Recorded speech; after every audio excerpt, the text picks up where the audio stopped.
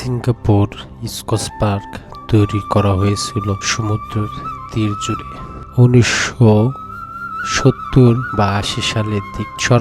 তখন সরকার চেয়েছিল মানুষের জন্য একটি বড় বিচ পার্ক তৈরি করতে, যেখানে থাকবে সাইকেল ট্র্যাক, বারবিকিউ পিট, জগিং পথ আর ওপেন বিচ এরিয়া।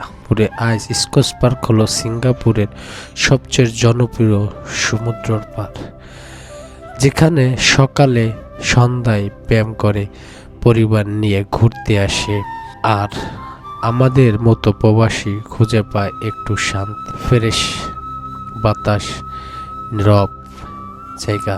এটা প্রায় 4.5 কিলো লম্বা এই সমুদ্র তীর। এখানে সবাই রিল্যাক্স করতে এই জায়গাটা একটু আসে।